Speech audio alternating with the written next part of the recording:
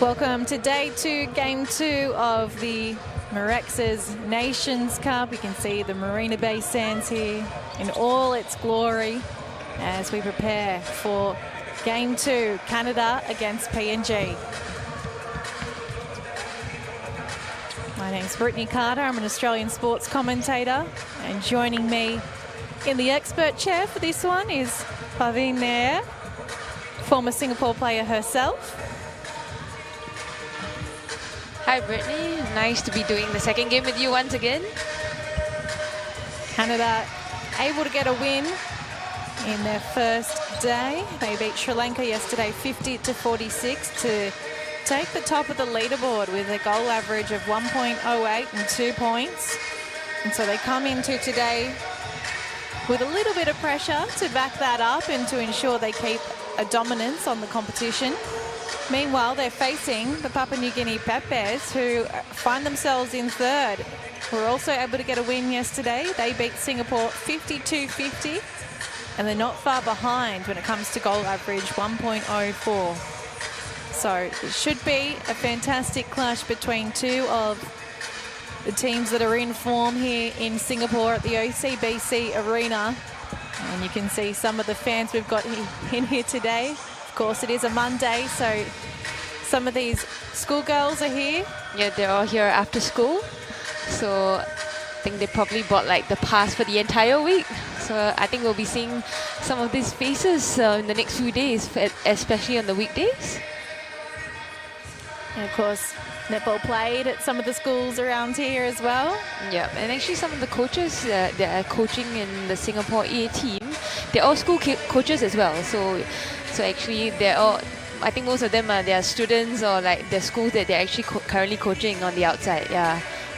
It's fantastic to see that link between schoolgirls, the grassroots, and community netball and the top level here in Singapore. So we have Canada not ranked currently at the moment. They haven't played the required 8 games within the current world ranking cycle that started back in 2019 to sustain a ranking, but they will play 5 games here at the Nations Cup that are worth ranking points, and this is one of them against the PNG Peppies, who are currently ranked 36 in the world. So this is an important time for Canada netball. Yeah, that's right. I think this series is actually probably one of the major competitions that they're playing since COVID happened. Yes. Yeah. So I think they haven't really have much international exposure in that sense.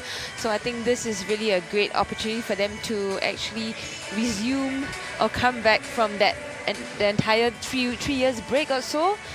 To have a feel of what international netball is like again, because I think the last time Canada featured in the Nations Cup was probably, I think, in 2016. Yes, that's right. Yep, 2016. It's their 5th time here, and their highest finish ever has been 3rd. Meanwhile, PNG, they last played in 2019. It's their 9th time, and they won it back in 2008. So they have form. And we're going to hear the teams announced now.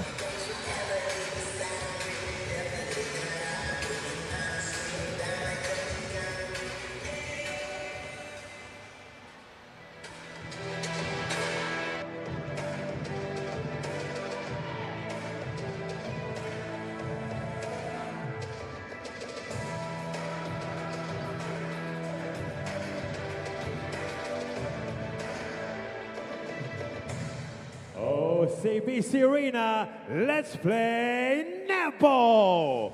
Mirxes Nations Cup 2023, Papua New Guinea taking on Canada. First up, please welcome Papua New Guinea. Goal shooter, Galoa Ovoa. Goal attack, Kala Ali. Wing attack, Jacqueline Lahari. Center, Madison Sylvia. Wing defense, Eves Tree. Goal defense, Jampa Tulapi. And goalkeeper, Shanaz Apellis. On the bench for Papua New Guinea, Lezieli Taviri, Natalie Ono, Millie Chi, Rowena Vele, and Tiara Baldwin. Head coach for PNG, Annie Yamo. Assistant coach, Helen Edwards. Team manager, Diane Lahari.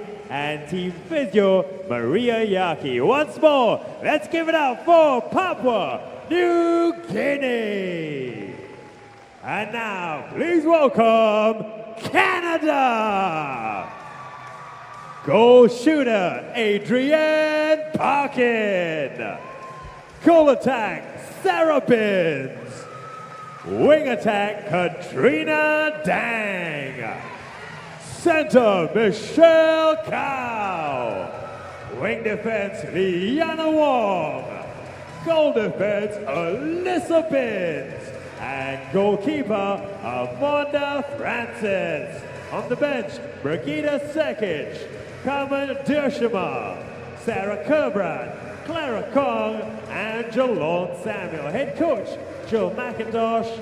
Assistant coach, Joan Alley. Manager, Mary Webb. And physio, Christine Slater. Once more, ladies and gentlemen, give it up for Team Canada.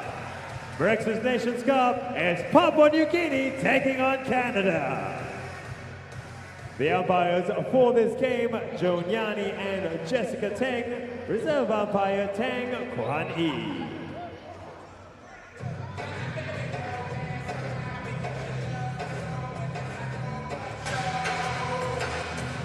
Okay, we're all set, and so we know the lineups now. So Papua New Guinea are unchanged from their match yesterday. They go in with the same starting 7. Meanwhile, Canada, couple of changes for them. Katrina Dang gets the start at wing attack, and Michelle Gao moves from wing attack to centre to start, which means Jalon Samuel comes to the bench. We may see her later on as a super sub. So interesting the way that Canada come in, given how successful they were yesterday. Just a little tweak there to the mid-court. Maybe the slight difference in the combinations also tailored to which team they're going to play against.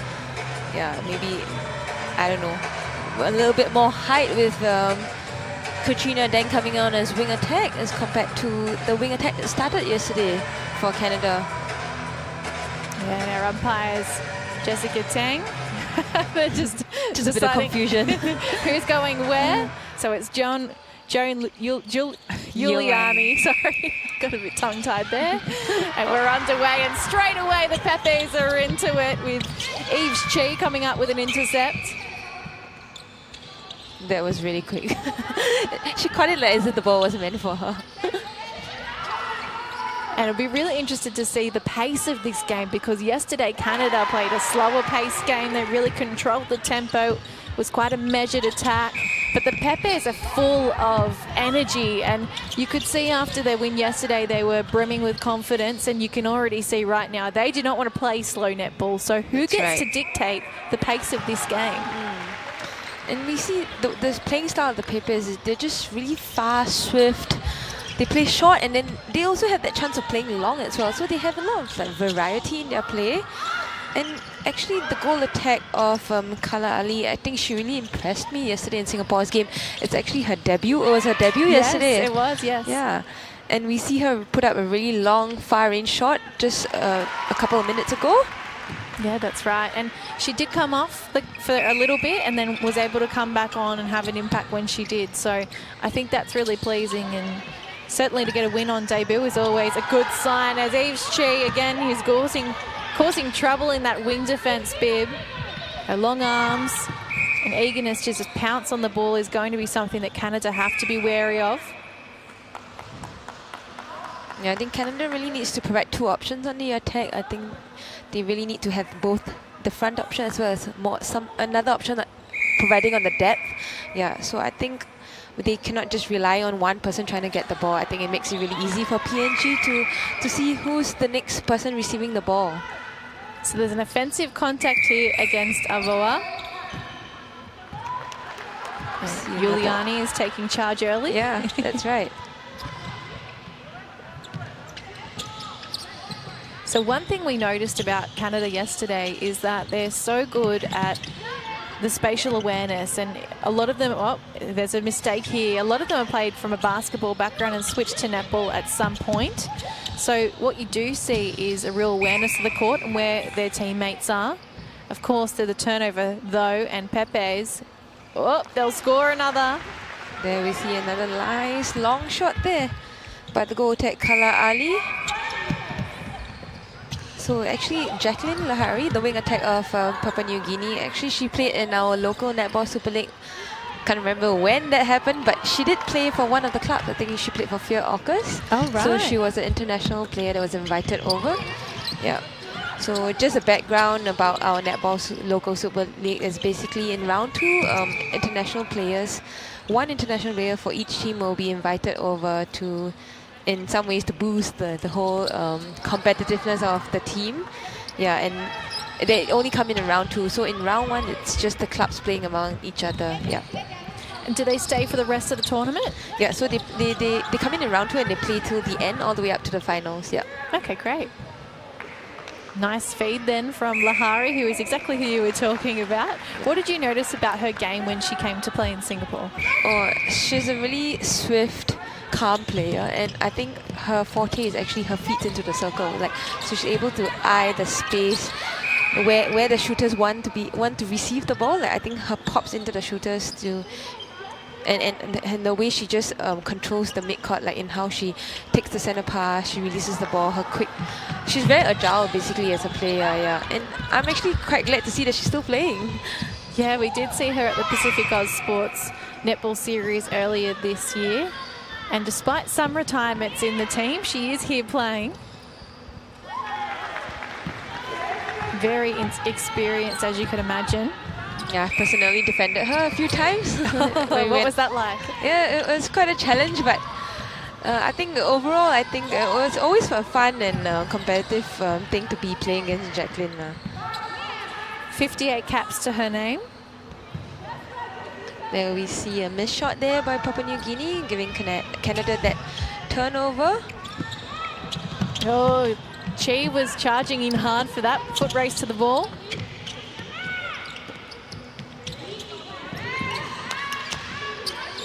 No options coming through for Canada in the circle. The midcourt having to play back quite a bit, but PNG comes out with a beautiful intercept.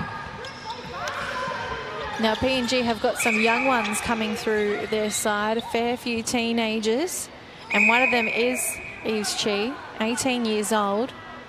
Yeah, they're all pretty young actually, most of them. Yeah, and a lot of them are based in Queensland in Australia and playing in leagues there. So Eves actually plays for the Brisbane North Cougars, and she has been playing for the Sunshine Coast Thunder. So the state league there, they have a Sapphire Series and a Ruby Series, and a Ruby Series is like the development league just underneath. And so Eves at 18 years old is playing in that Ruby Series. So she's got a bright future ahead of her. Already got a few caps to her name, of course. Yeah, definitely. So I think with the exposure that they have, some of these players are, because they are based in Australia, so the exposure they have at such a young age to such high level in netball, I think is really going to boost the Papua New Guinea's team. So I think despite how they're young, they could be a little bit inexperienced at the moment, but because of how they're exposed to such high level in netball while living in Australia, I think gives them the extra edge over the other teams in this competition actually. Well, certainly, I think having spoken to a couple of people that were here yesterday watching them, there's been a huge improvement from the Pacific Oz Sports Series that was in April, May to now. So we're, 6 months beyond that now? And they have come leaps and bounds. So I think trying to grab hold of those youngsters and keep them in the system and just build the connections has certainly worked in that instance. And there's a mix-up here with Canada, and through a Palace, the Papis pick up a bit more possession. Yeah, I think Canada just have been a little bit sloppy in terms of their feet into the circle. I think they're just trying to force the ball into the circle. I think because their options are not definite or not too clear. So I think the mid-court just fumbling quite a bit and being a little bit panicky, just trying to force that ball in. Out by 5, 7-2, and here's another centre to play with here for the Peppers. Lahari, the key target for that centre pass. It just functions so well. It's a well-oiled machine, this Peppers lineup. Yes.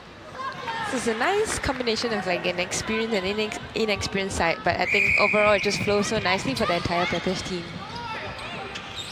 So if you weren't watching yesterday, there is a bit of an elephant in the room with Team Canada because we were shocked to see their coach this tournament is actually Jill McIntosh, former Diamond, won a World Cup with the Diamonds herself and then coached the Diamonds to 2 World Cups and 2 Commonwealth Game gold medal wins before spending time with Singapore, Northern Ireland, Jamaica, and now with Canada. So she has been around the traps. Yeah, I think she's just traveling around the world. I think soon she'll be able to mark across the world map that she's coached in this continent and that continent. Yes, one of those maps you stick on the wall and scratch off where you've been. She's got one for where she's coached netball because she will also be coaching in the Super League in the UK next year with the Cardiff Dragons. So she's a very busy woman.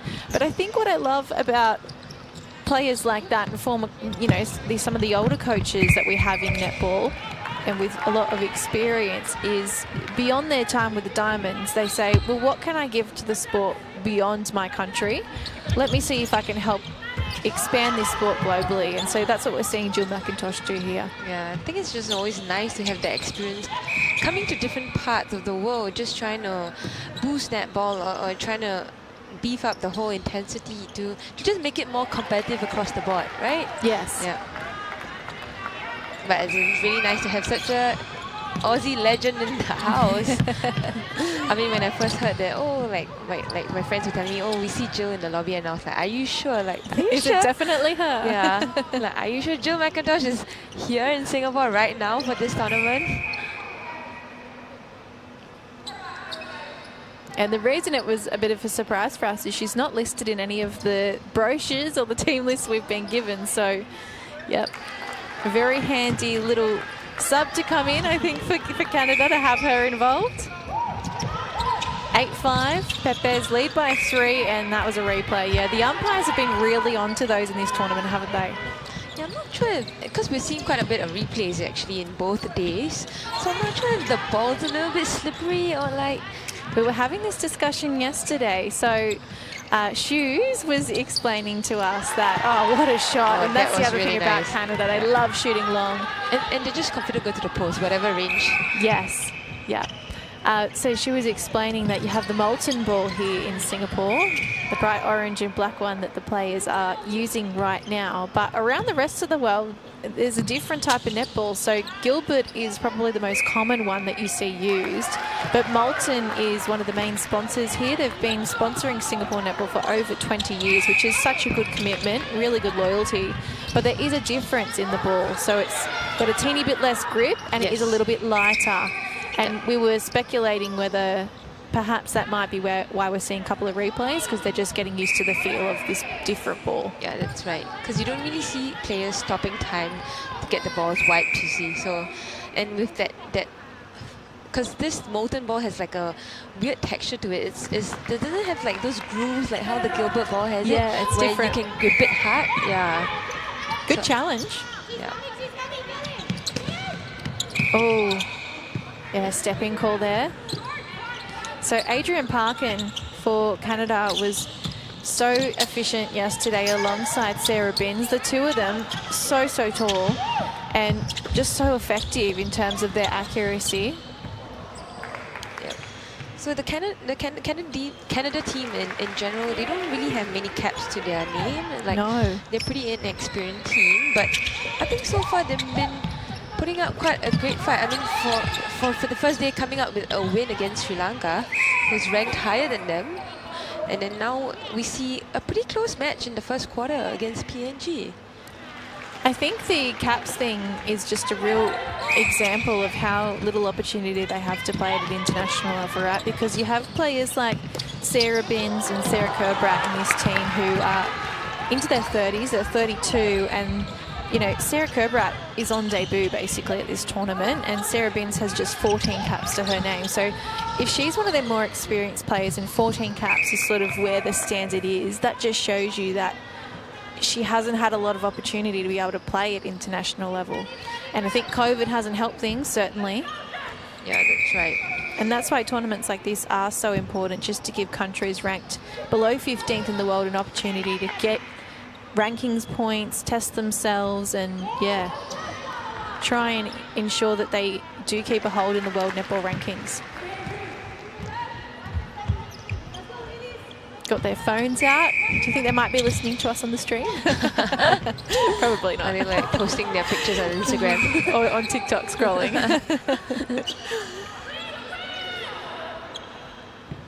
See a 2-on-1 situation there in the circle. Just the goalkeeper, Canada out of play, and then PNG slots in another shot. Headed towards the final 2 minutes of this opening quarter. Oh, nice, should have passed there. Caught the defenders of PNG off guard. It's a really great connection between those two. They know each other very well. There's the fake, just to get rid of the Canada defenders, and it works, allowing Avoa to come through the back along that baseline. But what we saw just then from Amonda Francis in goalkeeper is what we saw from her a lot of yesterday, just making sure that she sets her own screen up and protects the ball as it comes down from the rebounds. Yeah, I think she's been really, really strong on the rebound. I think almost every missed shot that we saw her come up against Sri Lanka yesterday, I think those were the moments that it was the turnaround moment for Canada, where they could capitalize on their turnovers and pull the scoreline against Sri Lanka. So I hope that she'll be able to do that today again. She's got a little height advantage on Avoa, 3 centimetres. And such a strong body as well. And you see right now that she knows how to get the angles right when the ball is coming her way inside this circle. Yeah, I like how she's just like standing her ground, just keeping her shooters behind her, so giving them very little space to move about. And if we're talking about caps, I believe she's their most capped player with 40 caps to her name. So right, that explains her experience and how she's dictating the play in the circle there. Whoops, sending it long. Cleaned up there in the middle by Dang. Unfortunately, a little just a bit too much on the pass, but Canada still keeps it possession. And again, it's Dang that keeps them chugging along towards post. Apellis out of play. Both of them out of play now. Oh, and they're still missed. Oh, no, so a chance goes wanting then. Good attempt there by the centre of Canada, Michelle Cow. And you see the ball just slip out of the hands there. So I think it is just that adjustment, getting used to it. Because it would be second nature to play with that ball for you guys, wouldn't it? Yeah, it is. Oh, that's the end of the first quarter. 14-8, PNG lead Canada. There's 6 goals in it. And let's see what Canada have in store for us in the second quarter.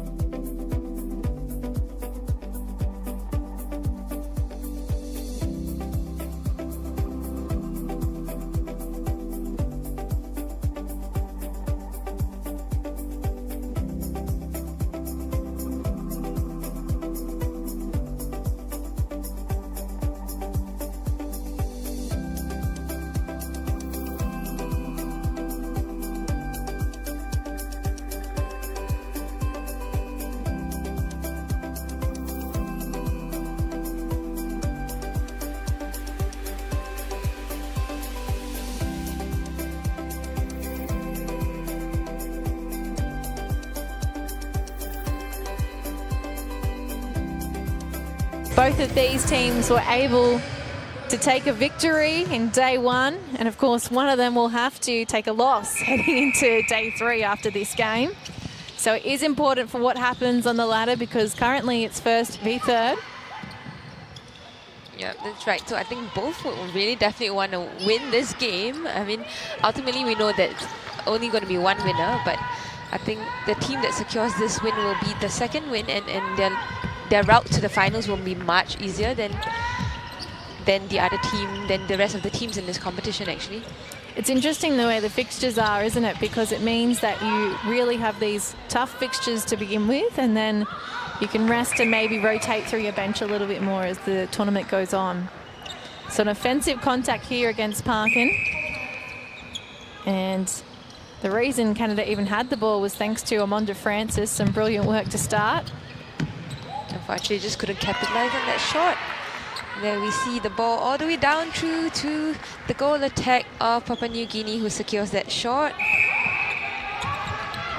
We were saying earlier that, held ball. Great defensive pressure there by Papua New Guinea. We saw actually the attackers flooding the middle line. Yeah, so we see all 5 of them on defense. And certainly the Pepes are winning the attack side of the court, aren't they? They're really carving that up and forcing Canada to test them in their sort of dynamic and the way that they can dodge. That's right. I actually really like to talk about the goal shooter of Papua New Guinea. I think she's been really strong, like that main anchor in the shooting circle. Like you see her looking a bit skinny, but actually she has really strong holds. You see that strong body and holds that she presents to the mid-court players. Yeah, so she stands at 179 cm actually. Yeah, pretty tall actually. Yeah, but I think she's been very dominant in the past 2 games. She was a standout for them at the Pacific Oz Sports Tournament earlier this year. 30 goals against Singapore from memory. Wow. So, yeah, she shares a lot of that load, or takes on a lot of that load, I should say. Little way out, Binns lines it up. Yeah, Sarah Binns is a natural flair of shooting. Like, she's also confident in just take it from any range. I think it's always nice to see your shooters being able to do that. And I was saying this yesterday, so I might sound a little bit like a broken record, but I do wonder if their ability to shoot long comes back to that basketball one of trying to get a 3, because it's such a part of their game. And yesterday we were seeing both Parkin and Binns put up the long shots, and at great accuracy too. So I wonder if that's part of the game. Of course, the other thing is they refer to defense as defense. Yep. So I was listening to some of the player profiles on social media Netball Canada have put up, which are really good, by the way, just to get a snapshot of who they are as people and their interests. And yeah, the defense kind of caught me off guard, because that is a very American saying, or pronunciation of the word, I should say. Here they go again, Binns, and you see she likes to line it up long. Yeah, she's really good at all those long shots. And I always feel that when a shooter puts up such long shots, it really boosts the team, and like it gives the defenders that extra courage and the extra determination to want to get another turnover. Yeah.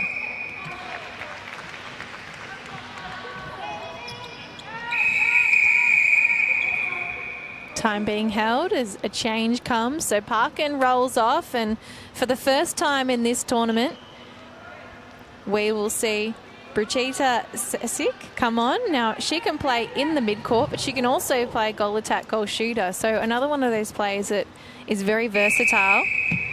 It's actually her debut. Like, since she didn't play yesterday, so today is considered her debut game. So congratulations, Victor.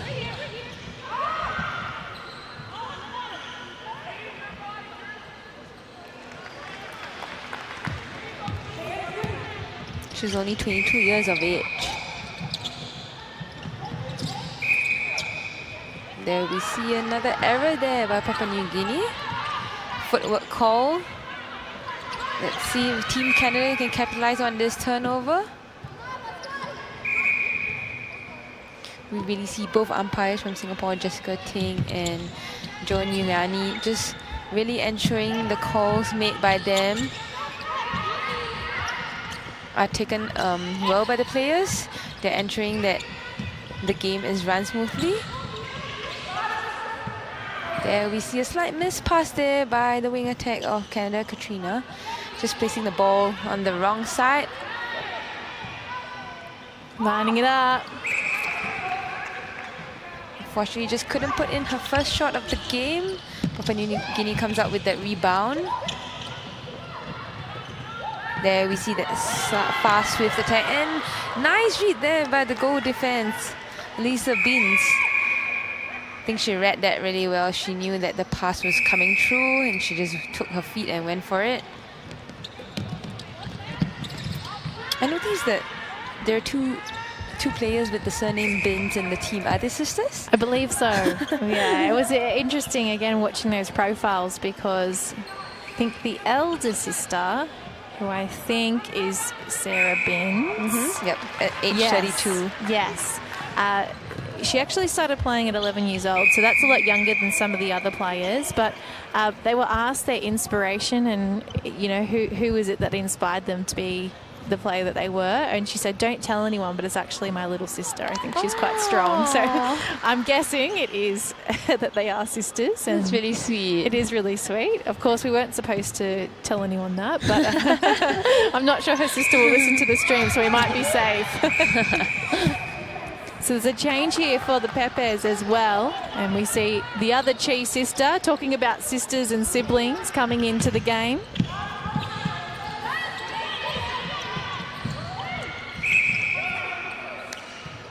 So now in wing defence, we have Millie Chi, who's 17. Oh, great defence there, but the goalkeeper of Papua New Guinea just managed to jump right up and tip that ball. Eves Chi has shifted into centre, and Madison Sivia, I believe, is now in wing attack. So just a rotation of that mid-court, and we see Jacqueline Lahari come off for a bit of a rest.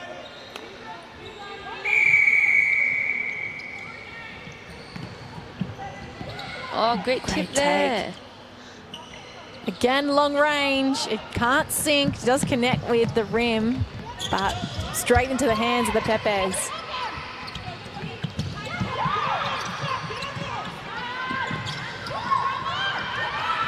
Oh, great defense there. I think the goal defense of Team Canada, Elisa Binns, I think she's been really showing her dominance in that circle. And then offensive contact there. So that's the second one for Avoa this game. Yeah. So she'll have to keep an eye on that because both umpires at either end have picked up on it.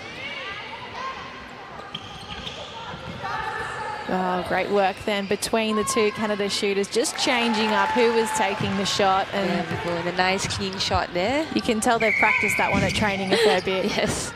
Yeah, she does have that little bit of the basketball flair as she flicks and the ball releases off her hand.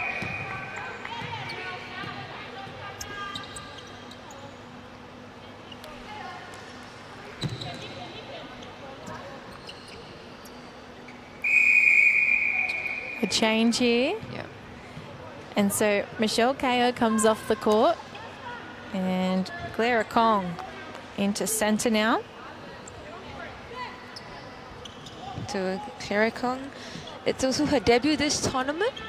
Yeah. There should be a lot of debuts for Canada because they have 6 debutantes in their side. Again, speaks to the lack of opportunity that so many debutantes would come through because they just haven't been able to play the last few years. Yeah, that's right. Keeping up with PNG here though, they're behind by 4. Halfway through this second quarter.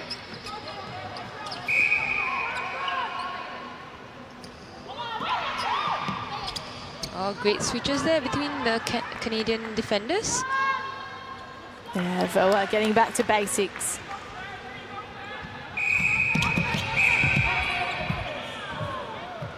So the call goes against the Pepes here. Pretty close scoreline at the moment, just 5 goals apart with PNG taking the lead. There we see a nice long range shot by Sarah Beans. I think she's been really, really dominant, and I think those shots are really keeping Canada in the game. So advantage breaking called then, just because of the delay on the centre pass. Liana Wong was caught with the foot in the midcourt. Great defensive pressure there by the wing defense of Team Canada, Liana Joy Wong. I think she just pressured the Pepes to just pass that a bit too high and it went out of court. And the work she's been doing tagging the wing attack is happening right from that centre pass all the way through to post. So clearly a very hard-working player, doing all the prelims, ensuring that she out of court. And again, I think that comes back to not knowing where the end of the court is. Yes. I think she had no idea the red line was the one that...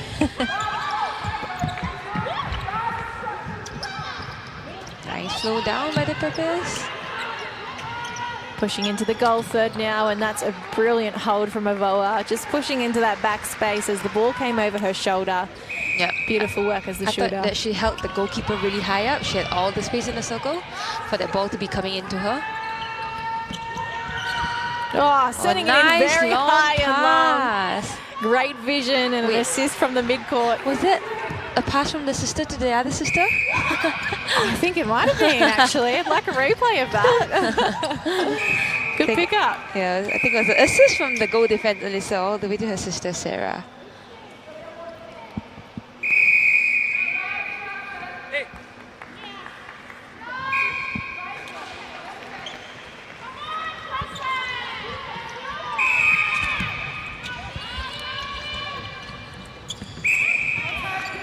Just a little bit of a batch there from the wing attack of Papua New Guinea.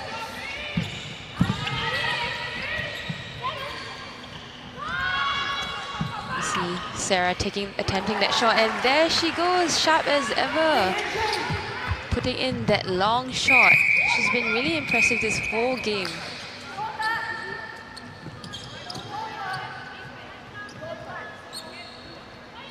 Canada has been putting out a really good fight. Just 4 goals apart between both teams at the moment.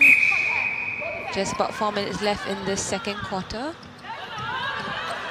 There we see the goalkeeper and the goal shooter just nudging and banging each other. just trying to secure the space. It's been a great tussle so far, hasn't it?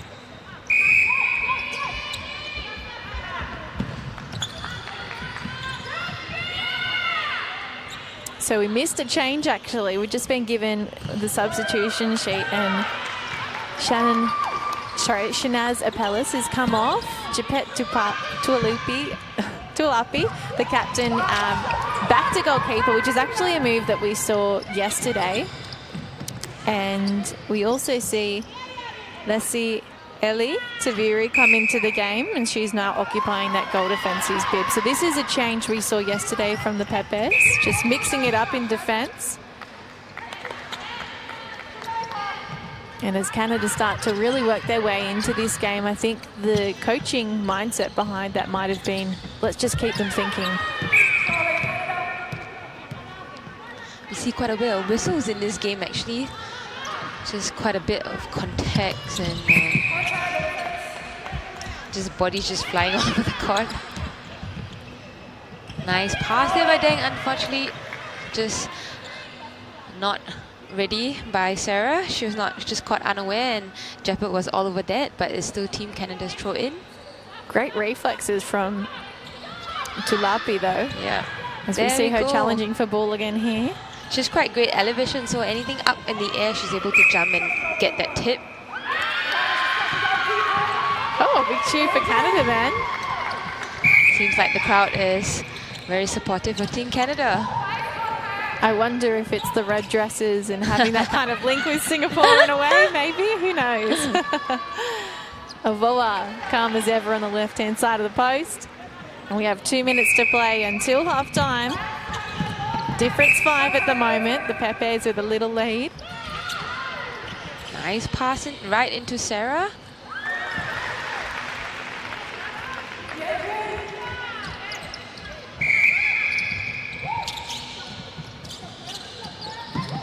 These changes to the midcourt have worked for the Pepes. They've just brought something fresh into the attack. Oh, great take on the rebound, Avoa. So I think what's interesting that the the Team Canada's defense is doing. It's actually the goal defense is coming to the circle a little bit earlier, leaving the goal attack pretty free outside. But however, that's also stopping that long balls coming into over us so easily. So I think that's slowing down Team PNG's attack actually. So I think it's working in some sense there. There we see Sarah all free in the circle. Unfortunately, just not able to pass it in so quickly. Oh, the player, the post acting as an eighth player on court there. There we have it, the assist by the post.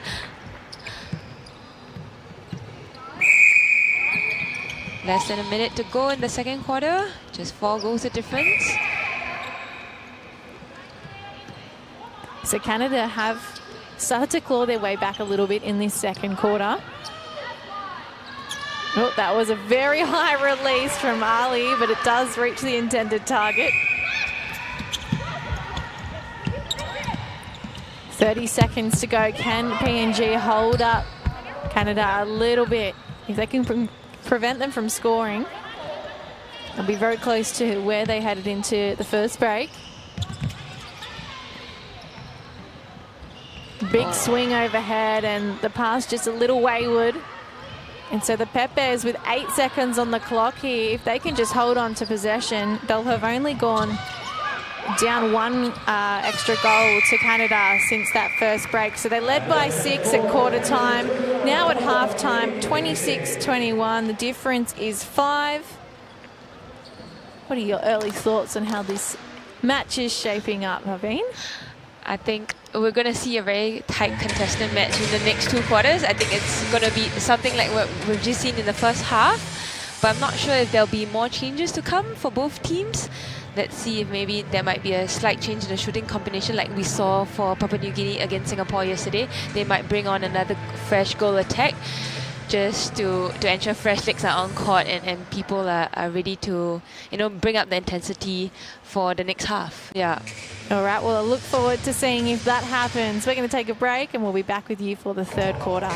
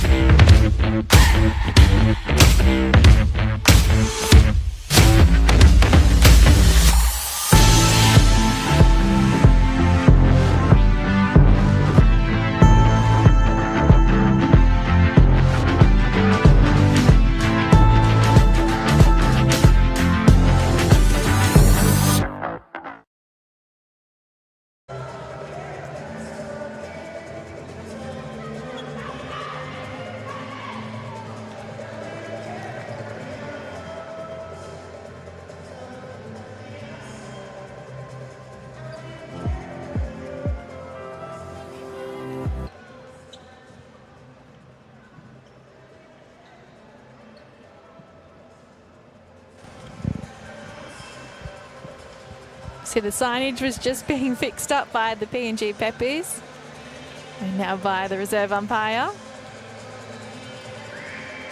We actually saw one of the Chi sisters collide with the signage yesterday. I think she just went over the board, right? Yeah. It's a beautiful crown, the flower crown you can see so there. nice. It looks Cook Islands inspired. We saw some of the coaching staff wearing those yesterday, and they'll play after this game actually. They've played both night games so far. They're going to face Singapore tonight, so we're hoping that some more people will filter in for the local team. Yeah, definitely. I think we'll see more of the crowd coming in for the last game, where they'll show their support for the home team. So we have the third quarter underway between Team Papua New Guinea and Canada.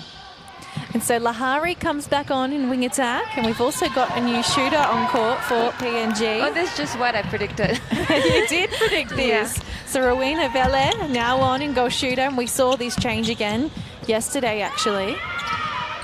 So Lahari replacing Madison Sivia. And at the back there's been a change too. So we see Shanaz Apelis coming back into goalkeeper, the role she started in. And for the first time this tournament, we see Natalie Ono, who has played for PNG before. She's on court as goal defense. Goal defense. She's got 5 caps to her name. Another Australian-based player. Oh, what a grab there from Avoa, who has shifted out to goal attack, of course. Right. So a few changes there, at least 5. So Avoa came out as goal attack, and she immediately got an intercept. I think we saw exactly this shooting combination in the third quarter yesterday as well. Yeah. Yeah, we did. And it is interesting because they're up. So they're leading the game. I mean, you were calling for some changes as we headed into that break anyway, but it is kind of strange to see that many changes. Yeah. When you do have the lead and there's still a lot of netball to be played. And the lead is just about 5 goals in, so anything can actually happen, you see. That's right. It's not a huge lead. It's a comfortable lead. Avoa really shining in that goal attack. Viv, now she's got some more room to roam. And they have to go the back door, Canada. They keep it in play, though. That was brilliant work by Bins. Both the Beans, actually. They do like to combine when they can. They're at opposite ends of the court, but somehow...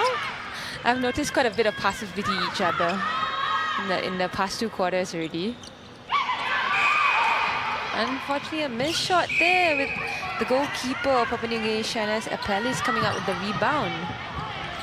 And so we've seen Brigitte Sesic have a little bit of a shaky start. She came on as a super sub. We have mentioned that it's her debut, so there might be some nerves there about her first international game. There we see a quick transition down by Papua New Guinea, but unfortunately just couldn't maintain that, and there was a pass that just went over the line, so it's Team Canada's throw in.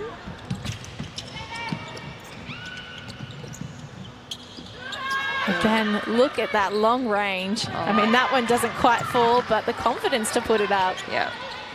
It's really her comfortable range. Like, she's just willing to just take the shot from there.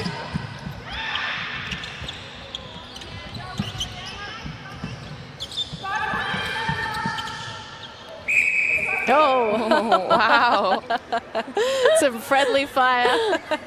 I'm not sure Amanda Francis has been challenged like that so far at this Nations Cup. I think just a little bit of the shaft with the ball, and then she just lost her footing. Yeah, I don't think I've seen her on the ground, actually. It's my first time.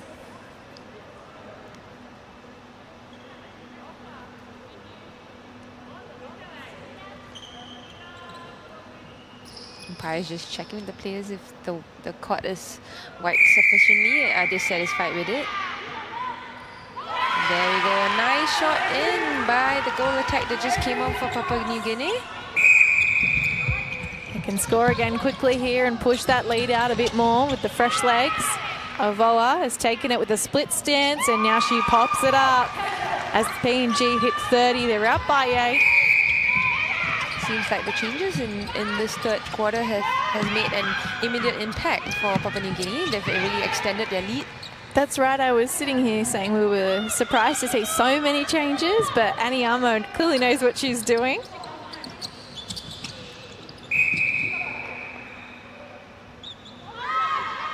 And I think too with the youngsters, I mean, there's a lot of energy to be brought to the court, isn't there?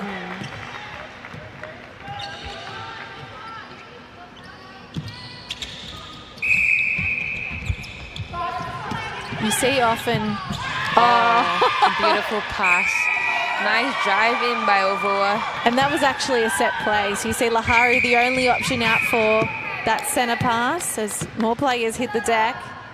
And it just allowed Ovoa to run through on that baseline and be an option.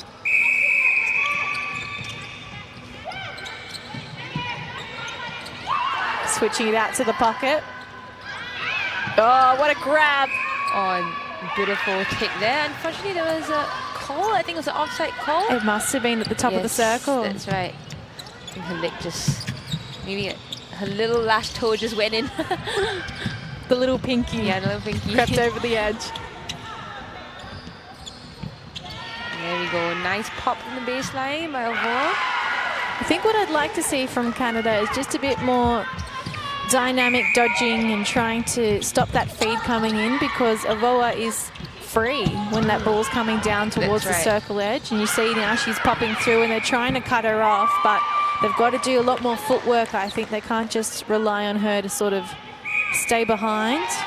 And usually for shooters like her who really love to dodge along the baseline, so I think you really cannot be like too flat or like too grounded. Yes. Like you really got to angle your body in a way where you're keeping them on one side of the court. Yeah. That's right. And as Apellis wins the ball back for the Pepes, they lose it in the midcourt. Good defense, or defense as Canada like to call it, from their attackers in the middle. So there's a penalty here. Sesic to take the shot right in front.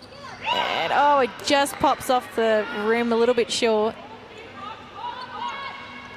And there we go. The reliable goal attack, Serapin's just slotting that shot in.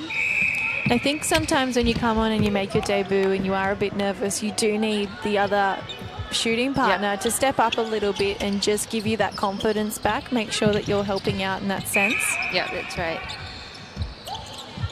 What was your debut like? Oh, I think it was actually overseas, my debut, my first game for the national team. I think it was back in 2013 or 2012, I can't remember when, but I knew exactly who we played against. I think it was against Wales or Scotland. Yeah. Oh, wow. So we went over for like a tri-series. Yeah, it was between Singapore, Wales and Scotland, and I think it was held in Wales itself. Yeah. So that was my debut, and it was pretty intense. Honestly, it was nervous. It was really nerve-wracking getting on court, and I actually started the game.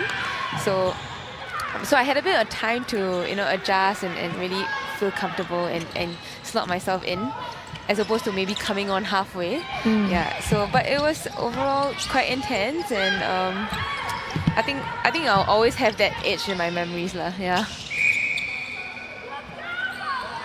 It was a really lovely thing that she said yesterday, where she said your debut will always be etched in your heart. Yes, and I thought, oh, that's just lovely.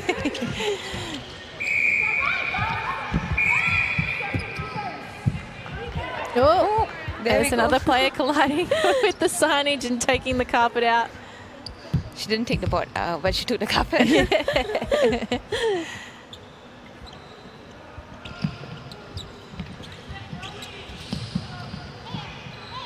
Oh, what a roll off the body. It went missed. Felle was able to find some space. Yeah, I thought Jacqueline could have just popped that in right as she rolled off, right?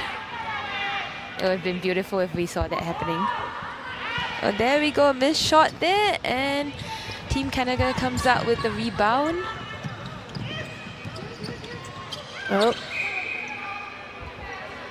Oh, kick the ball, they said. Oh. I'm not sure. I didn't see that, but the umpire is closer to the action. And basically, I think you can't use your foot you can't have your foot in contact with the ball at any point. That's right, yes. So good rebounds here again from Apellis. We see quite a few missed shots in the past 2 or 3 minutes there. Both defenders, on both ends coming on the rebounds. And you can see the difference in the shoes these two players are wearing as we set this penalty up. The basketball shoes against the netball shoes. And going back to, yes, I believe we have Liana Wong potentially coming back onto court. Yeah, she's coming back on as wing defense. She started the game as wing defense actually.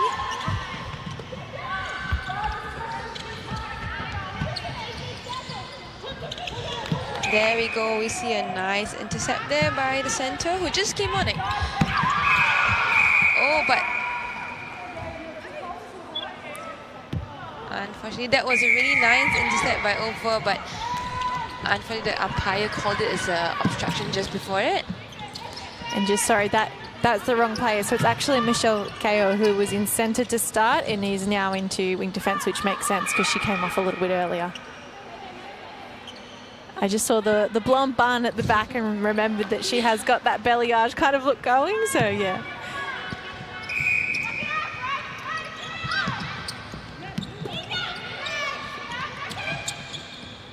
Oh, that was beautiful play from Sesic. And there's the goal that hopefully will settle her confidence.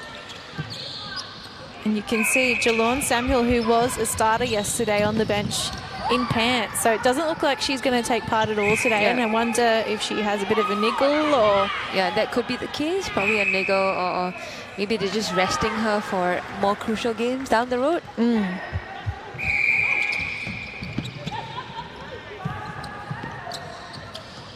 Such a great player, Binns. Oh, and Abellis spoils the party. A little tip that she's able to pick up. And PNG up by 10 now. So this is the biggest lead of the game.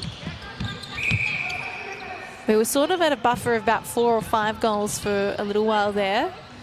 And just with these changes in this third quarter, PNG have been able to push that out further. There we see the goal shooter just helming her position, just making sure she secures that front position.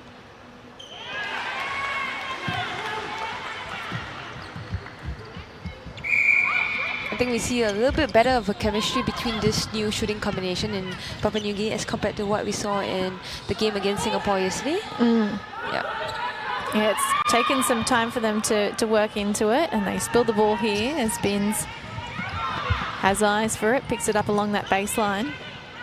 Now skipping through this mid-court.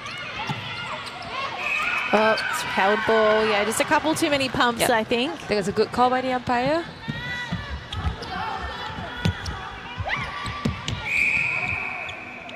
I think what Jacqueline's really good at, because when I remember playing against her, I think what she's really good at is when she uses her body to secure her position. Yes. So she draws that contact when you're trying to go hard on her. Yeah, so I think that's what she's really doing well. And of course, with her experience, she can execute it really beautifully. So a caution's been given here. There we see, because it's a caution against the wing defense who keeps knocking and budging into Jacqueline, because she knows how to secure that position really well. Like, she uses her body. It's very clever. Amanda Francis on the rebound. And we're losing a bib here. Oh, stepping call. Just quite a bit of sloppiness going on. Just both teams having a little bit of basic error. I think Canada are aware that the score is starting to get a little bit away from them, and perhaps the players becoming a bit more desperate. Yeah, that's right. Not sure if fatigue is also setting in. So the change. And I believe we will see for the first time this tournament, Sarah Kerbrat coming on into goal shooter, replacing Brigitte Sesic.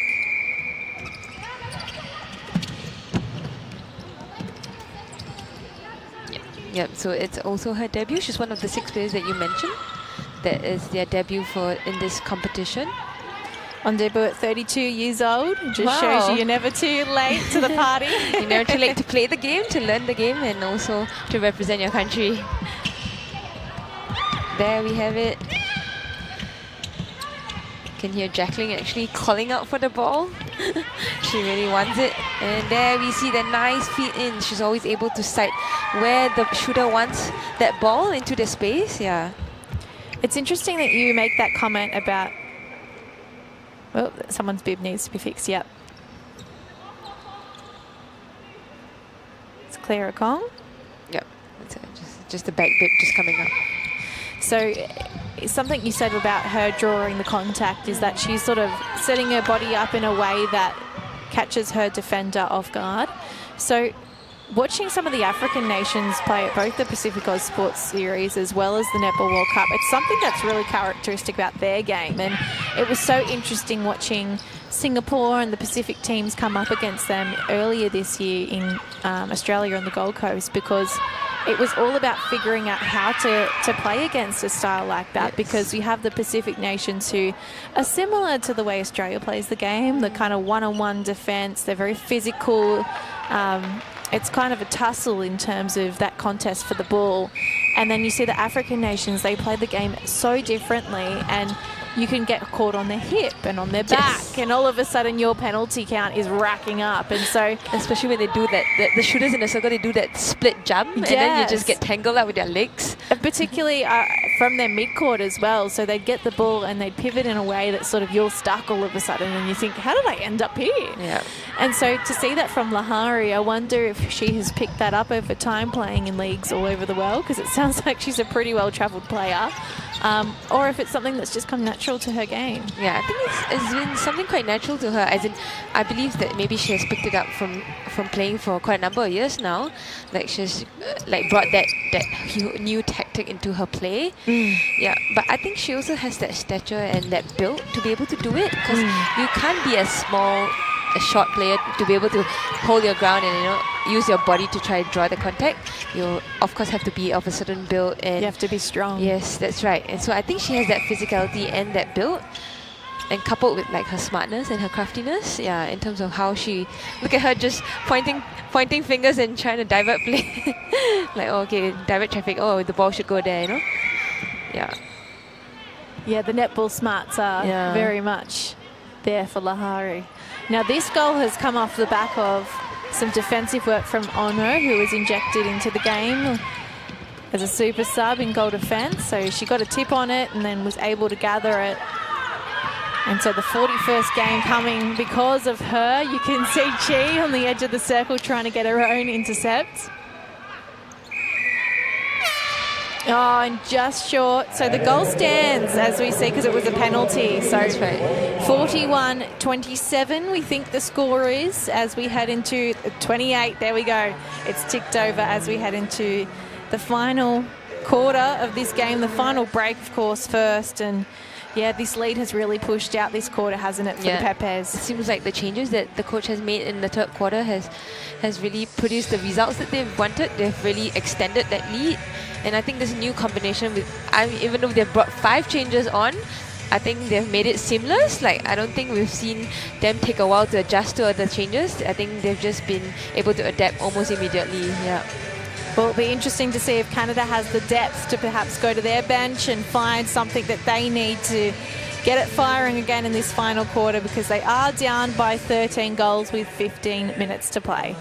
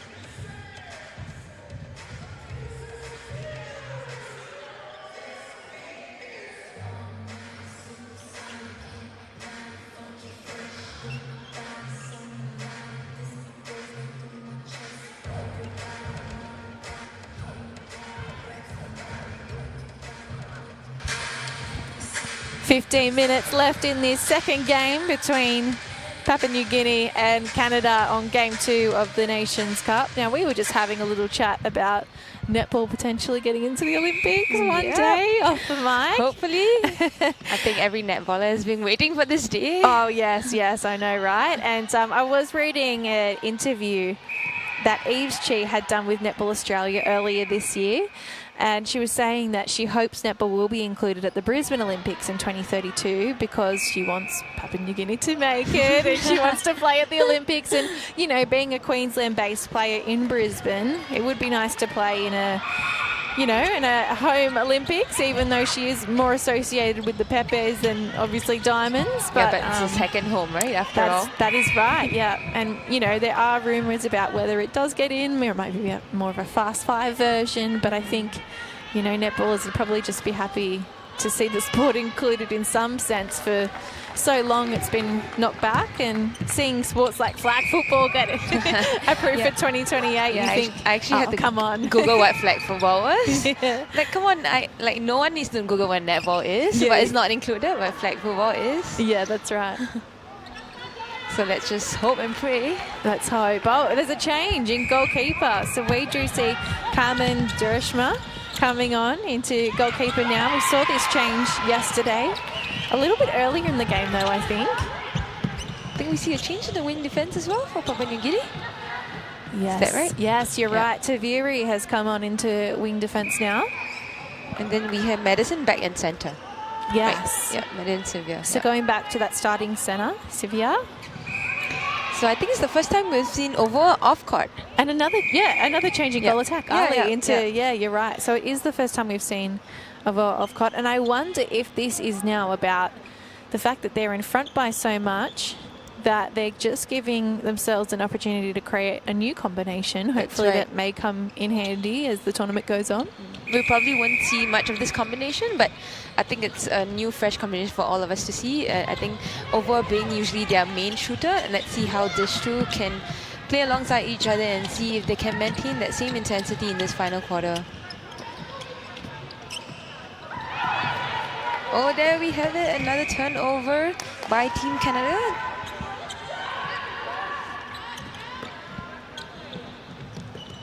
I think we see a change in the goalkeeper for Team Canada. We have Carmen coming on. Yes, Carmen's come on. And I think there might also have been a change in the mid-court. So Clara Kong is in centre, and I believe that we might have... We have Katrina Dang coming back on as wing attack. She started the game there. Yes. And now she's back on. Yes. Looks like the only constant on court has been Sarah Beans, their go-to goal attack. But this is a good chance for Canada to really test the depth of the team. Yeah, that's right. Knowing that they need to try something new here to try and get back in the game. Oh, the balance. Oh, there, nice offload there.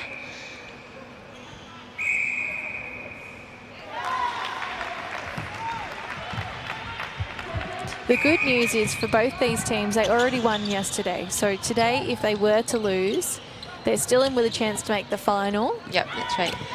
But of course, you want to win every game you play. Yeah, exactly. Every team wants to win all the time. There we see another fumble, another mistake there by the Papua New Guinea attack, giving Canada another chance. But oh, the ball just goes out of court. Just a bit too much on the pass.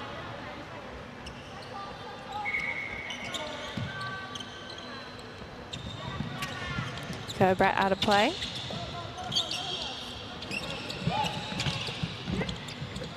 The ball ping-ponging through this mid-court, and I think the reason that the Pepes look like they have... two faces have collided here. I think her shoulder just jabbed into her.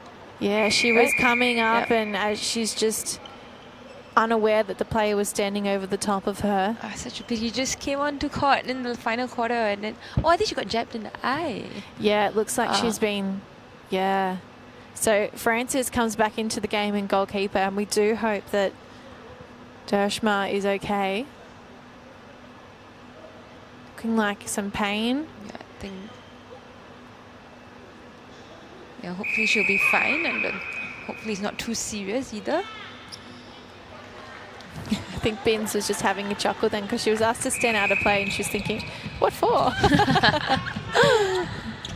Oh, there we have it. Too much on that pass. I think that the teammate actually saw that opening, but unfortunately I think just too excitedly just let go of the ball and too much effort on that pass. As we would say in Australia, maybe too many wheat bix this morning. Oh, is that what you'll eat for breakfast? Yeah, some of us do for cereal, yeah.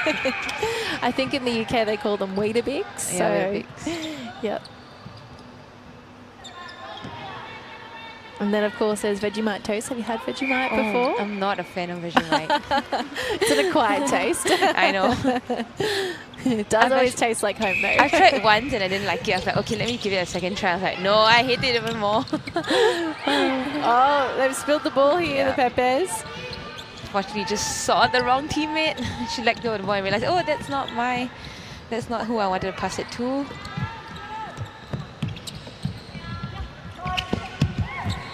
Quick up this outside channel, but just the passing has been a little bit off, trying to push into the attack end. I think just forcing it quite a bit.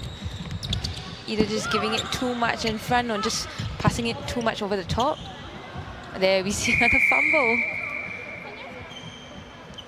That was great work by Kerbrat then, who obviously is playing more of an attacking role, but was shining in defence with the long arms. Not sure what's happening, but I think there's a pause in the game at the moment. Okay, there we go. Umpire just has resumed it.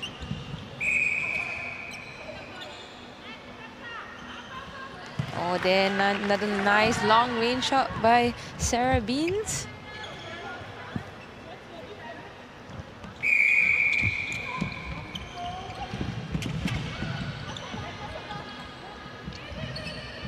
This is the great work from Canada we saw earlier in the game. Yeah, I think it's when the shooter comes through the middle and then offload it to a mid-court on the outer side of the circle edge, and then another shooter coming through to just take that. I think it really opens up the circle really well. Oh, there we see offensive contact there against Jacqueline. I think she just shoved away through trying to get that loose ball. Oh, driving through a Palace and it pops into the hands of Ali.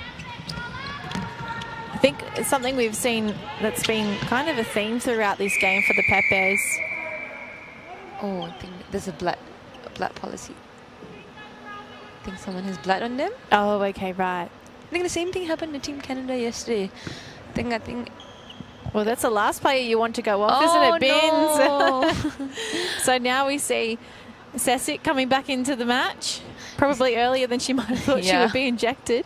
What was like? Oh, I was going to say earlier, I think what we've seen from the Pepes is that they've always been ready to go for that loose ball. So if one of their players has got a tip, they're always there to collect it. And it's this really nice teamwork that I think, again, has contributed to how much ball they've been able to turn over. Yeah, they're just always around each other. Like, just always there to support one another. Very aware of the game. Yes, that's right. Oh, she wants it back. Give it to me. There's a nice big stretch or lunge forward though, just to gain her distance so that she's closer to post. And back on court, it's good news is Carmen Dershma in goalkeeper, so was able to get her eye attended to.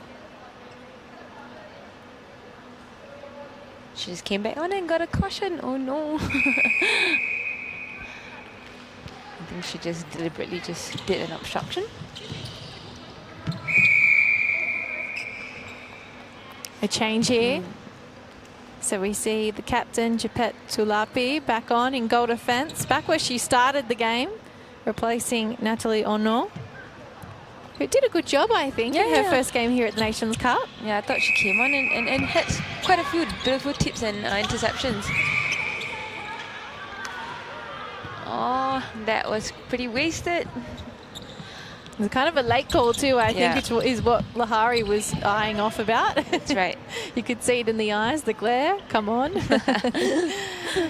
Apellis with the throw in here. And too close. Oh, Yeah, Sesic had to make a call then. She was split between the two players. I think the game's just getting a little bit messy. Just quite a lot of body contacts, and I'm not sure it's fatigue setting in. Oh, the shortest player inside but that it was circle. an offensive contact though. Oh, there we have it. A beautiful intercept by Madison just almost immediately. I was just going to ask you, what do you think Rowena Vele has brought to the court? In the goal shooting position, the super sub? Yeah, okay, so I think she plays slightly different from Ovoa. So she does more of like a front hole.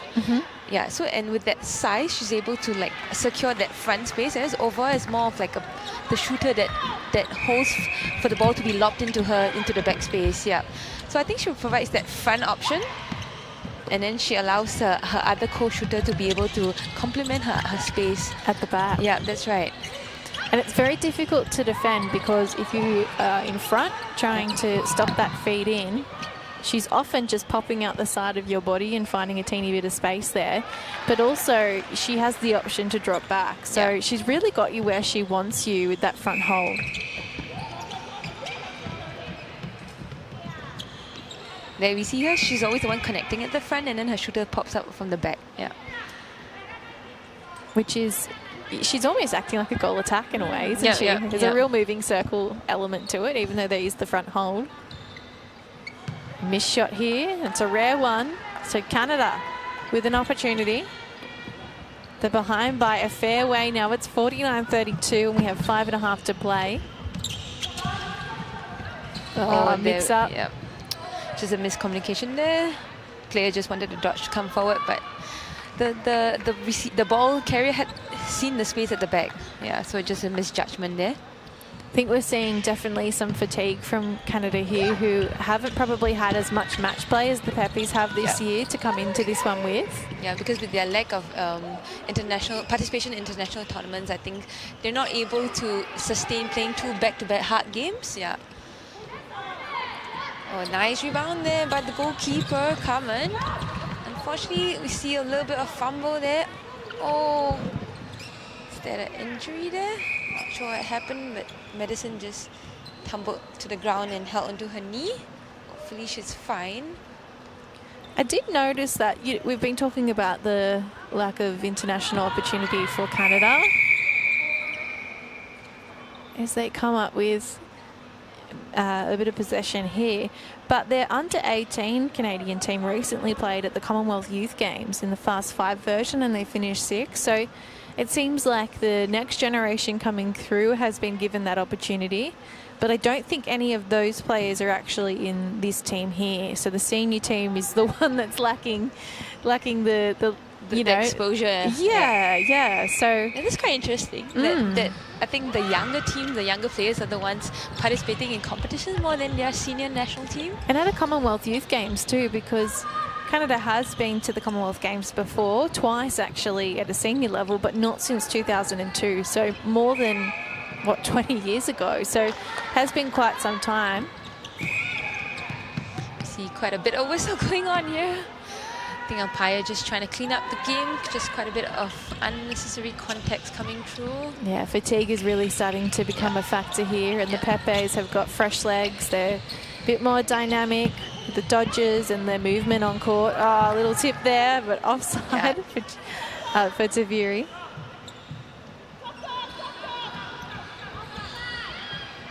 Oh, nice hands over pressure by the captain, Jeffert.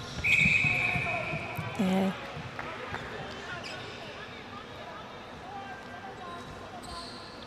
So we're just under 4 minutes left in this second game of day 2 of the Nations Cup. So PNG has really helmed their ground. They have really taken the lead. Current scoreline 49 to PNG and 32 to Canada. Yeah, it was that third quarter that really things blew out, because at halftime, Canada had actually edged one back on the scoreboard, and they were only behind by 5, 26-21. And then in that third quarter, changes from the Pepes and Canada starting to fatigue saw it blow out to 13 goals, and now, 16. So as time has gone on, the Pepes really have proved the more dominant and fit side. But there'll be a lot of lessons to take out of this one for Canada, you'd think. Like, to win the first game is great, but the growth really comes from the losses, I think. Yeah, that's right. I think you just summed it up really well. Yeah, I think also because they haven't really been participating in much tournaments, I think it's just a great opportunity for them to just come out, to just play netball, to just learn as much as they can. And I think under the guidance of Joe McIntosh, I think they'll be able to learn a lot and really better their game for the future of Canada. Yeah. Yeah, the longer she's head coach, the more I think we'll see perhaps a change in the way that they're playing. Oh, little offline with that shot then. And oh, she never gives up, does she, Rowena That was quite Belair? cute, to be honest. It was almost like the principle of the matter that she's like, no, that's our ball. Then she spun one whole round, 360 degrees, and she just flinged it. And now her opposition, Doshima, is on the ground. So it's been a hard-fought battle inside this circle, particularly with Belair coming into the game. A minute and a half to play. There we and go. Nice Ali. clean shot.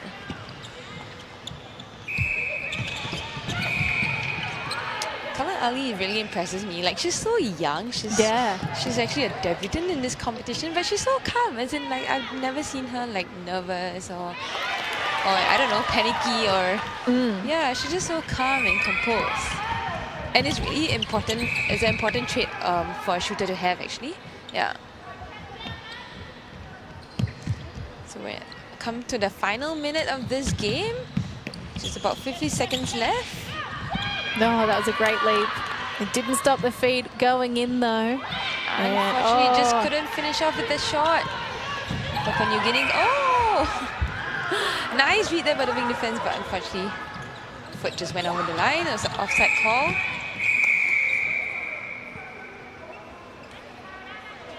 I just want this penalty to be reset properly. And behind us, we can see the Cook Islands just stretching ahead of their game tonight against Singapore. Same for Singapore on the other side. That's right. You can see some of the players with their headphones in, focused, really thinking about what they've got to do in the next game. And this game is going to be really crucial. Very crucial. Singapore really wants that first win for this competition. And they need it if they're going to make the final. So that's right. It has to be kind of a must-win situation for them. Otherwise, their fate falls into the hands of everyone else. And as she has done throughout much of this match, Taviri just disrupting Canada's play. Just 2 seconds on the clock. Is she going to bomb a long one into the shooter? There we go. Oh, just not enough time. Actually, it was a contact call. Oh, so here we go. We're going to set this up. Yeah. It's not quite done yet. Let's see if she can sink that shot in. Oh, what a shame. Unfortunately, it just went over. So that is the end of the game. It will be the Peppies 52 who have defeated Canada 34. So a 12-goal victory there, if I've done my maths correctly. Wait, let me see. Actually, more, no, I think. It's 20. No, it's 18 goals. 18 goals, thank you. I was trying to do too many things at once there. So 18 goals, a really big win here for the Pepes, who were in third place coming into today, but will climb higher on the ladder after that victory. And Canada, who was in first place, probably will drop a little bit, you'd have to think now. Yeah. And they go into day 3 tomorrow, probably needing to get back on the winners board if they're going to really keep challenging in this tournament. So there'll be lots to reflect on from that match, but who do you think was the biggest standout in the game? Okay, to me, for Team Canada was definitely the goal attack, Sarah Binns. I think she was the one really sinking in the shots for them, just taking the scoreboard for Team Canada, and I think she was ultimately the one providing the most option on attack. For Papua New Guinea, in fact, to me, I think it was over. I think she was the standout player. So I think for both teams, I'm actually sounding out both our shooters. Yeah. Yeah. So, yeah, I think ultimately netball is an attacking game. So basically if you get your attack right, you get the flow, and you have your shooters putting in the shots. Ultimately, that's how you win the game. Yeah. That's right. Oh, well, thank you again for being around, and you'll stick around for one more with me, won't you? Yes, I will. Parveen. So we're heading to the final game now after this. Cook Islands against Singapore. Please stick with us on Singapore Netball's YouTube.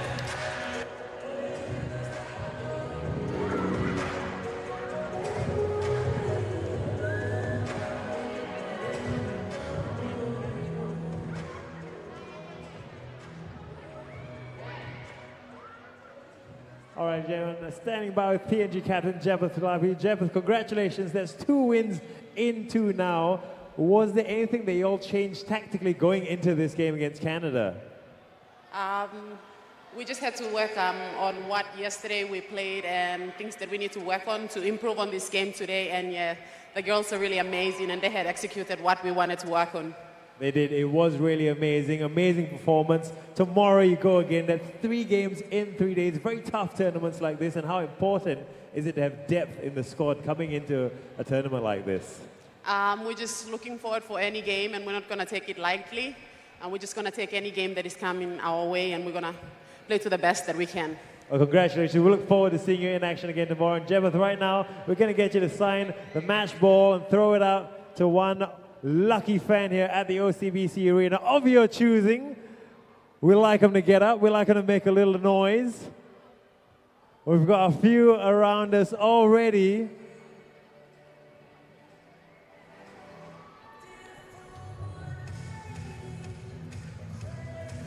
All right, match ball signed by Papua New Guinea captain Jepeth Tulapi. Jepeth, over to you. Ladies and gentlemen, if you want it, you gotta let it know. Make some noise. Oh, great throw. Well done. Congratulations once again to Papua New Guinea, winning their 2nd game in a row over Canada. Still plenty of action to come at the Mirxes Nations Cup 2023.